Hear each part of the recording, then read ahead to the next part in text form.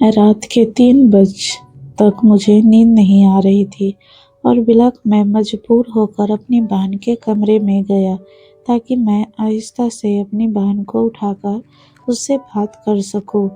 میں اس کمرے میں آیا تو ہلکی سی روشنی والی لائٹ جل رہی تھی اور میری ساری بہنیں سو رہی تھی، اور پھر میں نے اپنی بڑی بہن کو دیکھا، وہ تو اپنے کمرے میں نہیں سو رہی تھی۔ میں بڑا حیران ہوا کہ میری بہن اس رات کہاں جا سکتی ہے۔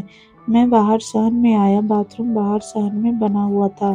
باتھ روم کے قریب آیا تو مجھے ہلکی سی رنگ گوشیاں کی آواز آ رہی تھی۔ میں نے جو باتھ روم کے قریب سے آ کر سنا تو وہ میری بہن کی آواز تھی، جو کسی کو کہہ رہی تھی کہ جلدی کرو ورنہ کوئی آ جائے، اور کوئی بندہ تھا بول رہا تھا کہ رات کو 3 بجے کون آ سکتا ہے، تم پریشان نہ ہو، مجھے سکون کے ساتھ کرنے دو۔ پھر میں باتھ روم کا کوئی سراغ ڈھونڈنے لگا تاکہ میں اندر ان دونوں کو دیکھ سکوں کہ آخر اندر چل کیا رہا تھا۔ پھر باتھ روم کے روشن دان سے جب میں نے اندر دیکھا تو وہ دونوں ایک دوسرے کو سکون دے رہے تھے۔ وہ لڑکا ہمارے ہی محلے کا تھا جو میری بڑی بہن کو سکون دے رہا تھا۔ مجھے کافی غصہ بھی آیا، میں پریشان بھی ہوا کہ کیا کروں۔ میں پھر دماغ میں ایک ترکیب آئی، میں واپس باتھ روم کے مین دروازے پہ آیا اور میں نے ہلکے سے کہا، کنیز مجھے پتا ہے تم اندر ہو اور تمہارے ساتھ کوئی اور بھی ہے، اور مجھے یہ بھی پتا ہے کہ تم لوگ اندر کیا کر رہے ہو۔ تم دونوں کی بھلائی اسی میں ہے کہ آہستہ سے دروازہ کھولو، گھر میں کوئی شور سن کے جاگ نہ جائے، اور شور مت کرنا۔ میری بڑی بہن کے اندر سے آواز آئی، بھائی آپ غلط فہمی میں ہیں، میں واش روم میں ہوں، آپ کیوں آئے یہاں؟ اب میں کہا نہیں، مجھے جھوٹ بولنے کی ضرورت نہیں ہے، میں نے دیکھ لیا ہے، یہ تیموری ہے، وہی لڑکا آوارہ، اسی کے ساتھ تم رنگلیاں مناتی رہتی ہو۔ تمہاری بھلائی اسی میں ہے کہ دروازہ کھولو ورنہ میں ممی اور ابو کو اٹھا کے لے آؤں گا۔ پھر کنیز نے کہا، اچھا بھائی، آپ کو کسی کو اٹھانے کی ضرورت نہیں، میں دروازہ کھول رہی ہوں، اور آپ آہستہ آہستہ۔ کنیز نے دروازہ کھولا، وہ لڑکا تیمور وہاں سے بھاگنے کی کوشش کرنے لگا۔ میں نے کہا، خبردار تیمور، جو تم یہاں سے ہلے بھی۔ وہ بھی رکا رہا اور میری بہن بھی۔ پھر میں نے بہن سے جھوٹ موٹ کا غصہ کیا، مجھے خیر نہیں پہلے ہی شک تھا اپنی بہن پہ، شاید وہ اس طرح کے کسی کام میں ملوث ہے، لیکن آج میں نے ہاتھوں سے دیکھ لیا اس کے پاس مکرنے کا کوئی چارہ تو نہیں تھا۔ پھر میں نے کہا، یہ کب سے چل رہا تھا دونوں کے بیچ؟ پھر میں نے اپنی بہن سے کہا کہ تم تو بڑا کہتی ہو کہ اپنے شوہر سے بہت محبت کرتی ہے، اس لیے میں دوسری شادی نہیں کر سکتی، اور یہ کام تو تم بڑے شوق سے کر رہی ہو۔ پھر میری بہن مجھ سے کہنے لگی، سیوب، جو کچھ بھی ہوا انجانے میں ہوا، اس میں میری کوئی غلطی نہیں، مجھے معاف کر دو اور یہاں سے چلے جاؤ۔ میں نے کہا، نہیں، آج تم ہاتھ آئی ہو، میں اتنی آسانی سے نہیں چھوڑوں گا۔ پھر اس نے کہا، یوسف، تم کیا چاہتے ہو؟ خدا کا واسطہ مجھے جانے دو، ممی اور ابو کو پتہ چل جائے گا کہ میں تیمور کے ساتھ تھی تو مجھے جان سے مار ڈالیں گے، پلیز میرے ساتھ ایسا ظلم مت کرو، میرا پردہ رکھ لو۔ پھر میں نے کہا، اچھا تم اس تیمور کو بھگاؤ، میں تم سے اکیلے میں بات کرنا چاہتا ہوں۔ شاید تیمور پہلے سے ہی بہت ڈرا ہوا تھا، یہ سنتے ہی باہر چلا گیا، میری بات بھی نہیں سنی، اور میں نے اپنی بہن کو پکڑ لیا۔ میں نے کہا، جو تم اس کے ساتھ کام کر رہی تھی، چلو باتھ روم کے اندر میرے ساتھ بھی کرو۔ وہ کہنے لگی، نہیں بھائی، میں آپ کے ساتھ نہیں کر سکتی۔ میں نے کہا کہ تمہیں کرنا پڑے گا ورنہ میں ممی ابو کو اٹھا کر لے آؤں گا۔ پھر میری بڑی بہن مجھ سے کہنے لگی، یوسف، شرم کرو، میں تمہاری بڑی بہن ہوں، تم مجھ سے چھوٹے ہو۔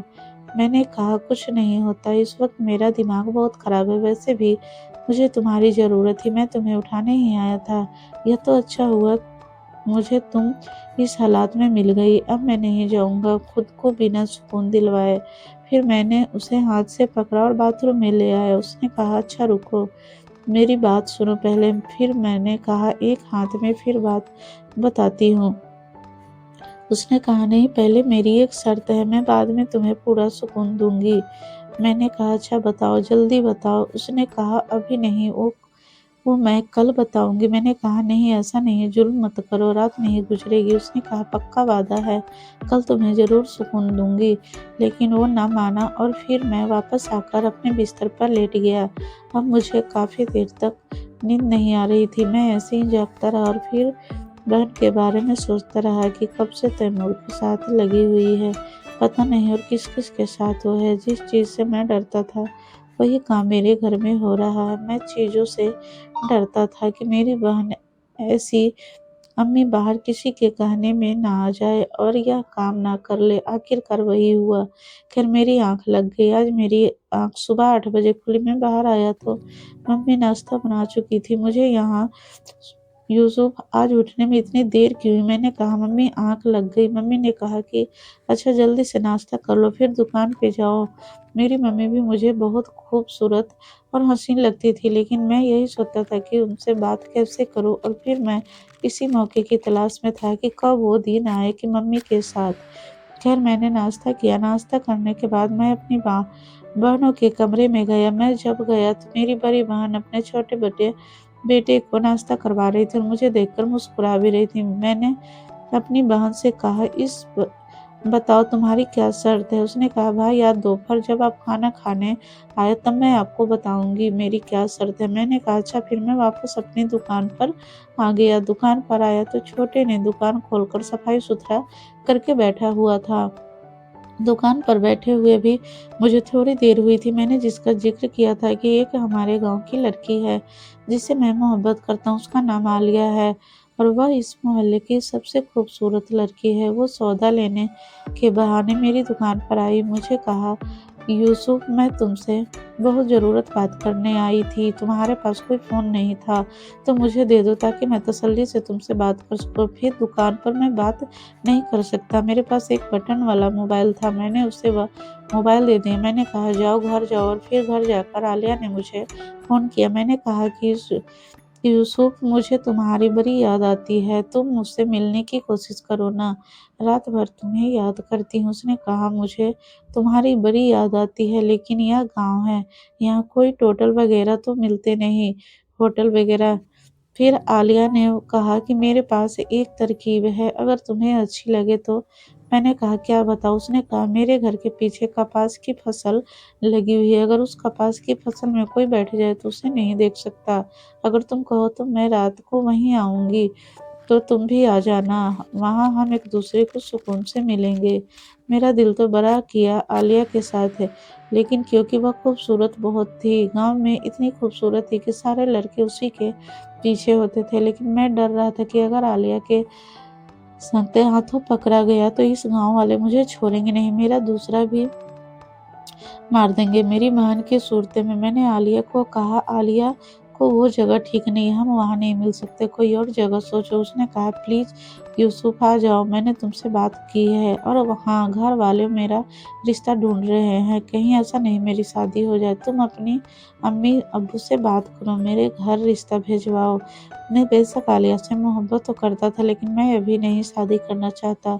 मैं जिंदगी में अभी भी बहुत कुछ करना चाहता था, इसलिए मैं शादी करके अपने पाँव में बेरिया नहीं डालना चाहता। फिर मैंने कहा आलिया अभी तो मैं इतना अच्छा काम भी नहीं करता। तुम्हारे सामने की बात है, मेरी छोटी सी दुकान है, इसमें बस मुश्किल से घर का खर्च चलता है। मैं अपने पैरों पे खड़ा हो जाऊं फिर तुमसे घर में रिश्ते भेजूंगा।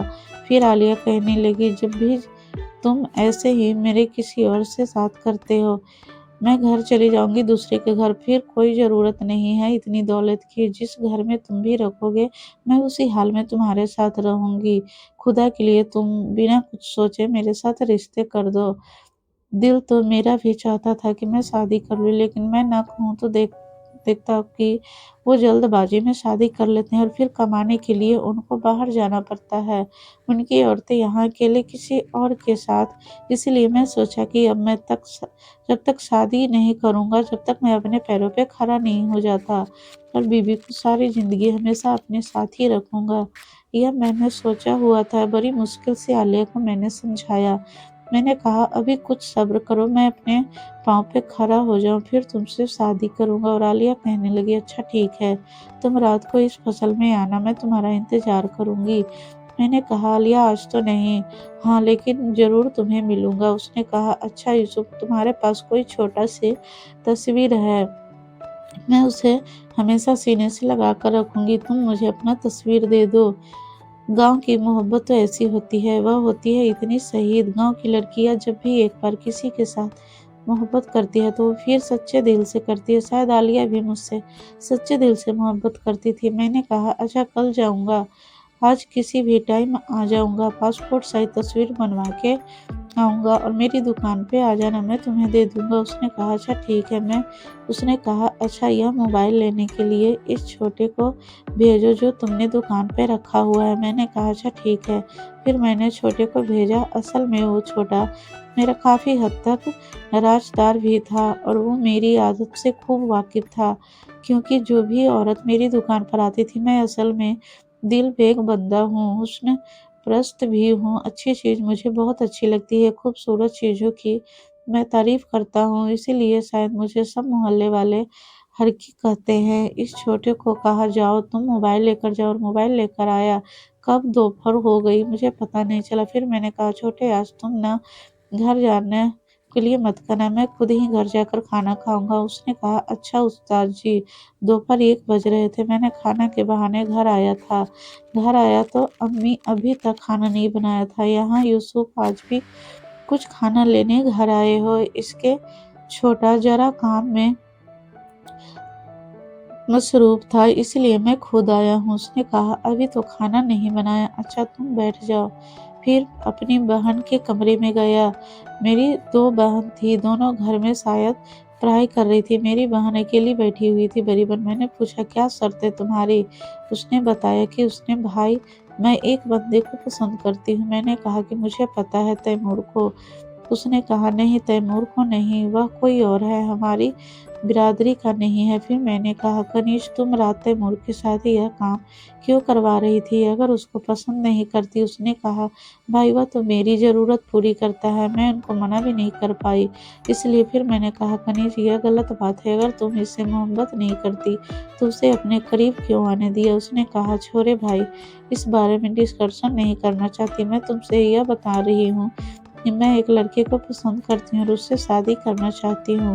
تو میں نے کہا تم مجھے کیوں بتا رہی ہو؟ تم یہ بات امی ابو کو بتاؤ۔ اس نے کہا امی ابو کا بات مانو گے نہیں، اس لیے تمہیں بتا رہی ہوں۔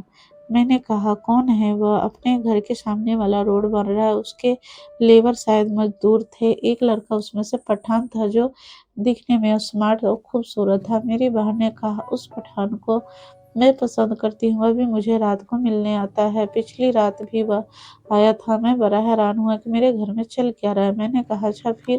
اس نے کہا کہ میں اس سے شادی کرنا چاہتی ہوں، لیکن وہ لڑکا وارستان کا ہے تو میرے اماں اور ابو کو ماننے کے لیے بالکل بھی نہیں ہوں گے، اس لیے تم امی اور ابو سے بات کرو، میری شادی کا اس پٹھان سے کروا دو، مجھے تو پٹھان بہت اچھا لگتا ہے۔ میں نے کہا کنیز خبردار، جو تم یہ سوچے ہو کیسی باتیں کر رہی ہو، اب ہم کیا اپنی بہن بیٹی پٹھان میں دیں گے؟ اس میں کہا بھائی آپ یہ میرا کام کر دیں، آپ یقین کریں میں آپ کو سکون دوں گی، ساری زندگی یاد رکھیں گے۔ اس انداز میں اس نے بولا تھا، بہن کو منع نہ کر پایا۔ میں نے کہا اچھا میں بات کرتا ہوں۔ اس نے کہا نہیں بھائی پہلے بات کرو، بعد میں تمہارا کام کروں گا۔ میں نے کہا نہیں کنیز، خود کے واسطے یہ کام بہت مشکل ہے، اس پر یہ بہت ٹائم لگنا ہے، پلیز آج رات مجھے سکون دے دو۔ اس نے کہا نہیں بھائی، آج رات تو میں پٹھان سے وعدہ کیا ہوا ہے، اس کو ملوں گی، اس کو میں سکون دوں گی، آج مشکل ہے۔ میں نے کہا کنیز کیا ہو گیا تمہیں؟ یہ تم سے کیسی باتیں کر رہی ہو؟ یہ مجھ سے تمہارا بڑا بھائی ہوں۔ اس نے کہا ہاں بڑے بھائی ہو، اب میرے رازدار بھی بن گئے ہو، تمہیں بتا رہی ہوں۔ میں نے کہا اچھا کنیز کوئی بات نہیں، اس کو آج منع کر دو، آج تم مجھے سکون دو، پہلے تھوڑا سا دو، ایک حد تک دو، لیکن آج لازمی دو، پھر میں کل تمہارے سامنے ممی اور ابو کو بات کروں گا، لیکن طریقے سے ہم ڈائریکٹ یہ نہیں بولیں گے کہ لڑکا کیسا ہے، امی اور ابو کو بٹھاؤں، ان کو بولوں گا کہ آپ میری بڑی بہن ہیں، ان کی شادی طریقے سے کروانا چاہیے، اور پھر اس کے بعد بولوں گا شادی اس پٹھان سے ہو جائے۔ میری بہن نے کہا کہ یہ کام کر دو، پوری زندگی تمہیں سکون دوں گی۔ میں نے کہا آج رات میری کمرے میں آنا، تمہارے ساتھ میری دوسری بہن بھی سو رہی تھی، عائشہ اور سلمیٰ، اس لیے میں تو یہاں نہیں آ سکتا، تم آ جانا۔ اس نے کہا آج نہیں کل آؤں گی۔ میں نے کہا نہیں آج تم نے ہر حال میں آنا ہے، ورنہ میں آج تم سے اس پٹھان کو نہیں ملنے دوں گا، ساری رات جاگتا رہوں گا۔ اس نے کہا، اچھا، رات کو 1 بجے تمہارے پاس آؤں گی، 15-20 منٹ تمہارے ساتھ رہوں گی، پھر 2 بجے وہ پٹھان آئے گا، پھر میں اس کے ساتھ تھوڑی سی باتھ روم میں ملوں گی۔ میں نے کہا، اچھا ٹھیک ہے، پھر ابھی میں کھانا کھا کر کمرے میں